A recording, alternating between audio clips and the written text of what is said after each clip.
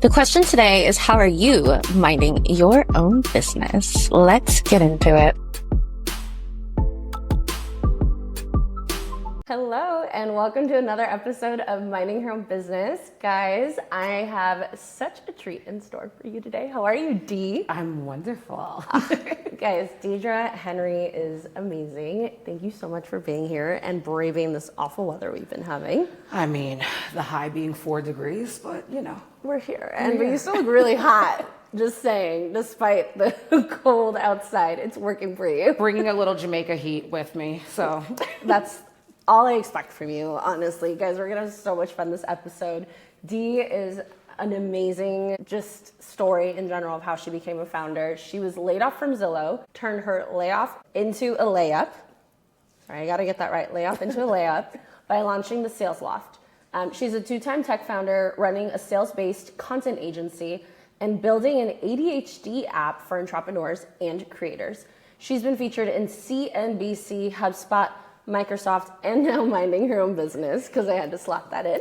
If you're navigating a corporate pivot or looking to learn how to earn revenue from social media, then you are in the right place. Okay, so there's a lot to unpack here, mostly because I know you and I really want to make sure that the audience gets to know you too.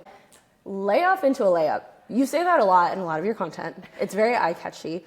I follow you on Threads. You go viral every other day with your sassy comments and your Dunkin' photos. Like, how did you turn this moment where a lot of people would have been devastated and immediately back on the job market into your own multi-hyphenate business? I think it's because of the fact that I was raw and honest about everything that happened, right? It's just, I wanted to make sure that people knew that it wasn't an overnight thing with turning that layoff into a layup. I made sure that I was telling everybody, like, listen, I ate all the Cheetos.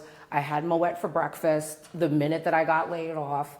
That's what was happening. But It's a step-by-step process, and it's about the pivot. And the pivot doesn't need to be an overnight thing. It's a gradual thing. Ooh, so I love that you said, you shared with your community.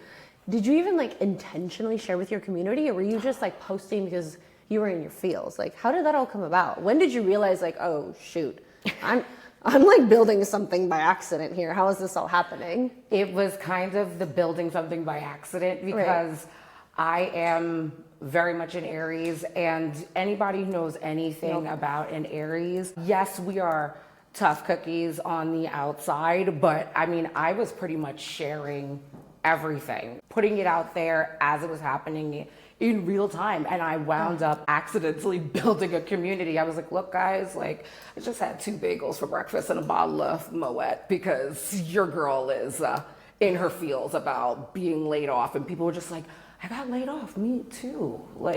Yeah, I had Cheetos for breakfast. And it just literally built from being raw and honest about it.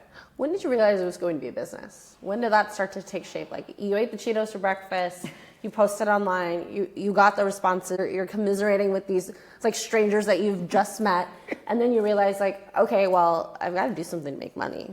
When did that moment happen, and then how did you create the Sales Loft from that? The Sales Loft, I didn't know that the Sales Loft was the Sales Loft until that accidental community was built. I actually had always wanted to launch my own sales and content agency. It was something that I was always focused on, and I was heavy in sales in that capacity at Zillow. I was in President's Club at Zillow. And so that's why when the layoff happened, it was such a blind side of just getting laid off on a Taco Tequila Tuesday, because I drank all of the tequila in Long Island the same day that the layoff happened. And I immediately, after seeing the responses and some of that support that I got from, just like you said, total strangers online, it was just, I saw the need that was there, and that's when I started to kind of put everything in place. This is what's going to happen. There are so many different entrepreneurs who they're starting from ground zero. How can I help them with a lot of the skill set that I got from being in that sales capacity from Zillow? Okay, so let's talk about that, because a lot of times when people are like, oh, how did you get into your business? How did you start it? A lot of people don't realize if you're pivoting straight into starting a business, you have to tap on every single thing that you've learned over the years of your corporate career and build something of value that people want to pay you for. How did you first learn sales? And what's that strategy that helped you sell yourself to people to trust you enough? So with learning sales, I'm a different case because I've been selling since the Toys R Us book. Like, I was very clear with my parents, like, this is the pitch. This is what I want to see underneath the tree. This is what needs to happen. Did you circle and highlight and like? Absolutely. I think at one point my mother was like, all the Sharpies, all the highlighters, everything that's like a crayon needs to be out of here because I'm sick and tired of seeing a book with everything circled and pages folded, because I wanted to make sure that you didn't miss anything that I wanted. I just want to say, like, hold on, because I'm not an Aries, but like, I definitely went through that Toys R Us book and I made sure that I flagged it. And then my mom said, that's too many. And I said, no, I'm just saying Santa can do anything. I fully believe that he can figure this out. And that's the sales component. It's like, what do you mean that's too much? Like, no, if so-and-so can have it, so can I. And I would like a Barbie dream house and all the different things. So it's about... She needs furniture. And she needs a car, and she needs a man, she needs all the things. Like, why should she not be abundant at all times? So I had started selling pretty much from that point. Sales has always been in my blood, but I think when it came to the difference, when it came to launching my own business, the biggest thing was the consistency. Because it's like, we get hit with adversity, and on social media now, we are just hearing like, yeah, I just woke up today and I've been discovered and now I just quit my job. No, that's not how it happens. That's an exception. It's not the rule. And I think a lot of people forget that, or they just think like, oh, you're so lucky. And it's like, well, no. I've been doing this for 10 years and only 10 people have been listening and downloading this podcast. And then one day I will be on Dear Media and we're going to laugh about those 10 people because they're the OGs and they're going to be there from the beginning, right? I couldn't have said it better. That's literally it. People really do think it's an overnight thing, and they're not looking at how long the person has actually been doing it. Yeah. It's when you're getting met with the adversity, that's not the time to stop. That's when you literally floor the Ferrari. Like, this is the time to crash out and drive. Like, it's like, let's fucking go. Yeah, I got nothing to lose. I'm already laid off. I got all the time, so I may as well figure it out. I have all the time in the absolute world, and many hours in the day as Beyonce has. I now have them too. So absolutely. And so a lot of people ask, like, how did you and I meet? And I think it's so cool because when we think about like you and you building this online community for the Sales Loft, and now you teach founders how to create content that goes viral on LinkedIn and all these other social platforms, which I think is phenomenal. Now you have your own platform. You teach others how to do that. And then you and I bumped into each other quite literally at a event in here in New York. And it was through the power of that community that we realized it wasn't just this aha moment for us, but we realized the world is really small and our communities are very parallel pathing at all times. So like, how does that happen for you? And like, what are some like aha magic moments that have happened because of the community that you built for yourself virtually and in person? I think for me, one of the biggest aha moments is between building the Sales Loft and right now I'm in the process of building an ADHD app for entrepreneurs and for creators. I know that my neurodivergent community has this need and I saw this gap. And I was quite literally gifted a $300 ticket to Accelerator Con by a follower I have never met a day in my life. And that was from them literally gifting me the ticket and putting it out there like, look, I believe in what you're building and what I'm seeing you build online. I see that you're in New York, like, can you go to this thing? Like, the ticket's already actually in your inbox. Like, do I see hi@thesalesloft.com? Is that your email? Yeah, it's already done. And it was that kind of moment, like I really am doing this thing. Like, it's actually happening and it has momentum. And it's not just me believing in it anymore. There's other people that believe in it and that I'm doing this for. Yeah, and I think that's when like a stranger puts their trust in you. Like they see enough shared commonalities. They get your vibe and they just know that you're one of their people. Like that, there's such a privilege to that. It's such a responsibility, isn't it? It is, and I feel like the only reason why that happened for me is because of the fact that I didn't make polished, curated content. Yeah. I didn't. I was like, this is me in the drive-thru of Dunkin' Donuts. It's the first day that pumpkin spice has been released and somebody crashed into my car because they were that desperate to get pumpkin spice that was being released in August. Like, I was putting it all out there in real time when things were happening. Here's my heel breaking when I'm at an event. All of the things. And that's what built the trust for me. And it's so interesting that you say that because like, I'm quite the opposite of a content creator, and I know you like yell at me all the time and end up like out of That love. part. But I'm one of those like, I really don't want to do this. Like it's so much like a mustering up that energy for me to do it, and you just do it so naturally, right? And I think you do it naturally, but we all have our talents. I think this is like, if you could talk to a founder who struggles with creating content and showing up, what are some like tips that you can give them to help them just get over the cringe and do it? Okay. What I say to people all the time, because this was literally my big moment for Q4 of 2025, I said that if I promised you that if you posted one piece of content every single day for 90 days, I guarantee you a feature with CNBC. I wouldn't have to beat you up or badger you or pester you about filming. You would be walking down the block like, hi guys, day in my life, please like and subscribe and comment down below. You would be doing all of the things if that's how I started it. CNBC, the senior correspondent, found me from TikTok literally only because I was posting twice a day every single day. And within 90 days of doing that, that's how I was found. All of these different opportunities will come to you guys inbound. The partnerships that you're looking at for your business, the customers that you're looking for. It's not work in the way that a lot of us think. It's like, I gotta do this, I gotta do that, I have to film. If you film it, the people will come. The partnerships will come, the business will come. Just do it. Nike ad, not endorsed. I know, right? Just Don't saying. sue me, please. No, I actually agree with you. And something that I realized very recently for myself, and a lot of my community knows that I was actually like antisocial. I went off socials for a year. I rebuilt myself, my brand, and minding her own business actually is a baby that was born from that like self-reflection and really taking time to figure out who did I want to be for myself before I showed up online, and like how did I stay true and authentic to who I was going to be.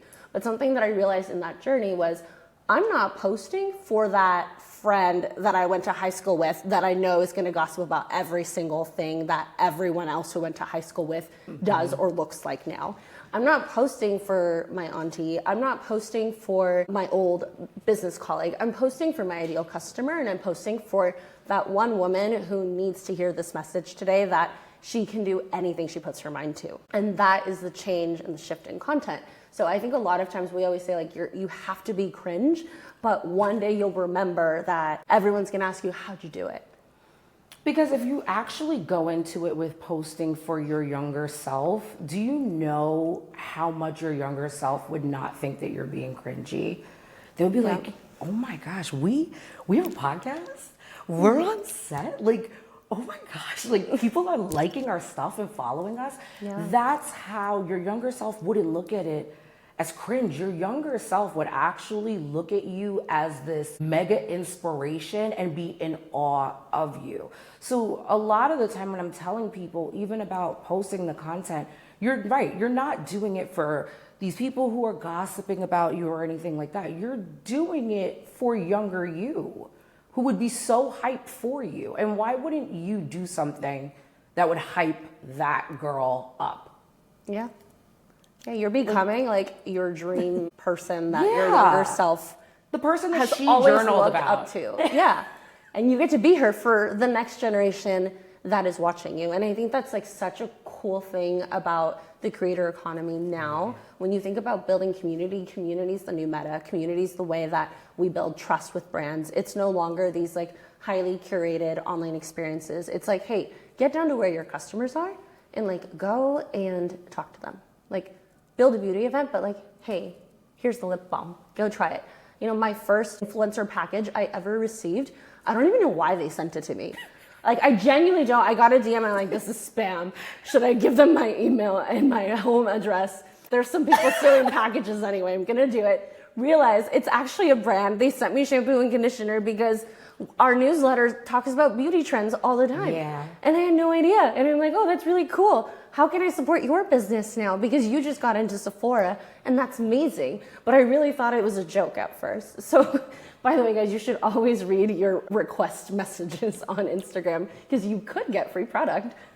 Fun fact, CNBC went into my spam and I was convinced it was spam. And then I did some LinkedIn stalking and I was like, oh my gosh, this is a real person that works for the company. Like, always check your messages, like she's saying. Oh, you never know what's going to happen. What do you recommend for people when, you know, it is unfortunate when you lose your job? Not everyone's in a comfortable economic situation. How do you recommend people discern wisely what their next move could be and like lay out all their options on the table? What would you do?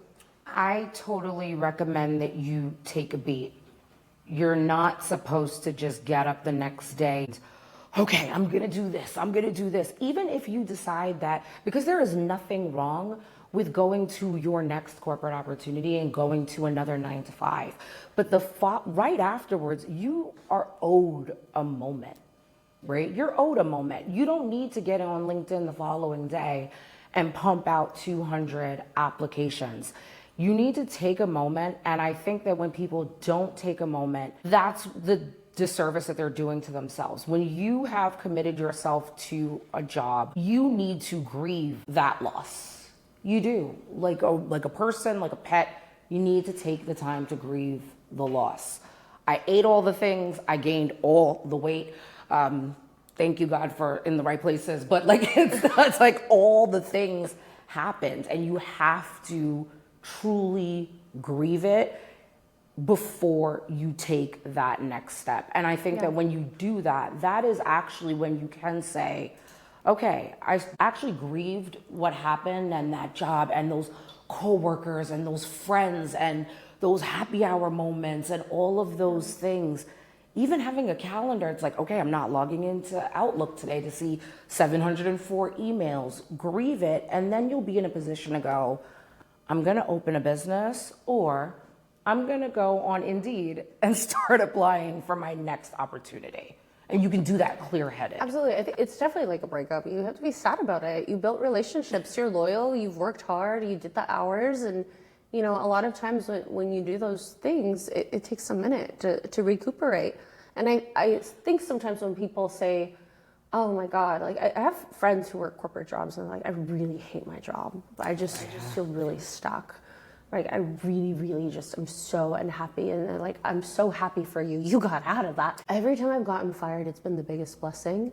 That's it. And also, every time I've had to quit, it's been the biggest heartbreak. Because you don't just quit the job, you leave the people, and then you just, you know, hope and pray that the people who are meant to stay in your life stay. And actually, guys, they do. They really do. Like, and it's funny because like my parents categorize my friends in buckets based on like where I met them. So they'll be like, oh, your panda friends, or your corporate friends, or your founder friends, or your high school friends, part 1, part 2. And I just think that that's the beauty of life and the cycles, is like the people who are meant to stay in your circle just naturally do. And the people that fall off, fall off. But it's still like this beautiful recognition of like relationships and humanity. And whether it's like that stranger that bought you that ticket, or that friend that will still call. I have like my OG first work friend ever just called me and was like, I'm pregnant with my 3rd baby. And I haven't seen her in like 7 years. It's been forever. But the fact that she thinks of me and knows to call just tells you like the beauty of community and what you build for your life because of who you are for other people. Please don't look at me like a cheater. But one of my many work wives, and she will know exactly which one she is. Again, don't look at me like a cheater. But Case, it's exactly what you said. When I got laid off from a different tech company, her and I used to walk from Penn Station to the office on Madison, but we would always wait for each other to walk at a specific Dunkin' Donuts. And even though she's moved, on every birthday, we send each other a Dunkin' Donuts gift card. It's like the first thing that I see 8 o'clock in the morning, like you've received a gift card for Dunkin' from this person. Your community, the right people stay. The right people stay. You don't got to put the effort into it. They stay. Stay, and you don't need the texting every day. I think like most adults don't do that. And if you do, like commending you, but I think it's just more of like the intention and the quality over like the quantity of what you're building. Right? Couldn't agree more. With that, I love this conversation. I think we should talk a little bit about how people can get to know you and join your community. Okay, you guys can find me at Deidre Official pretty much everywhere. I literally have the same handle across all platforms. If you get on LinkedIn, you'll be able to find me, Deidre M. Henry. You'll be able to find me.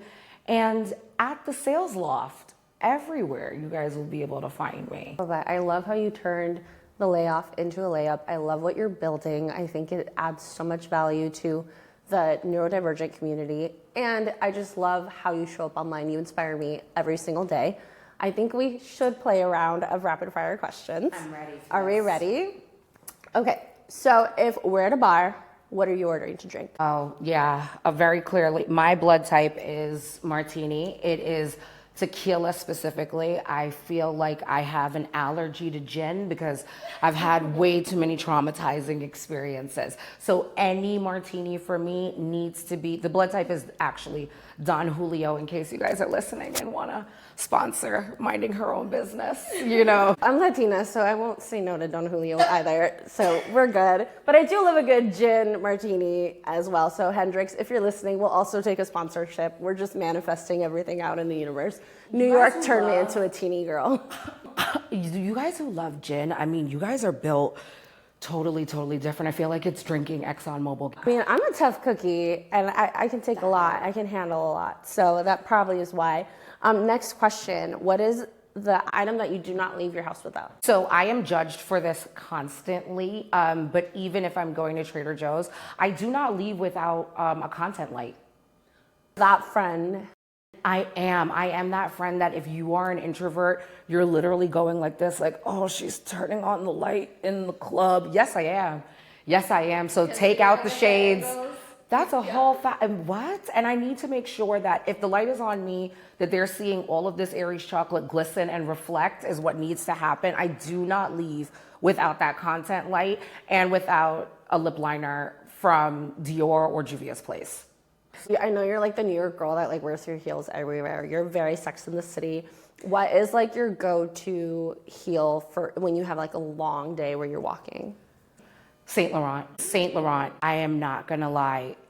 Saint Laurent, again, if you are listening, baby, if you are listening, like, again, case in point, if you are listening, Saint Laurent. If you're listening in the car, just know that she's wearing these like gorgeous cream nude fur strap toesies with a perfect French manicure. You guys just Google the YSL mink mule pumps.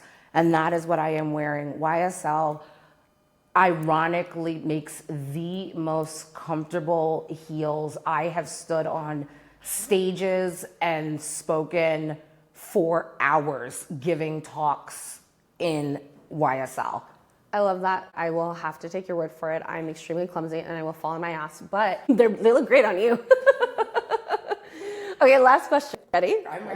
We end every time. How do you mind your own business? That's an adorable question. Again, being Jamaican, that's not an option.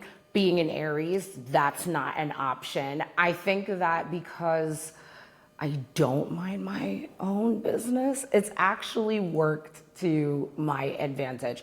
I love not minding my business, and what that's done for me is it's actually kept me boots on the ground, or YSLs on the ground, closer to my community, because I know what people are thinking about, what people are really truly feeling, because I'm being nosy. ¿Cómo se dice? Chismosa. Yeah. Oh, it is chismosa. Okay. Thank you so much for being here, for supporting the podcast, and for supporting me as a friend. You're so wonderful. And for all of you listening, thanks for tuning in, and we can't wait to talk to you next Tuesday. Have a great day.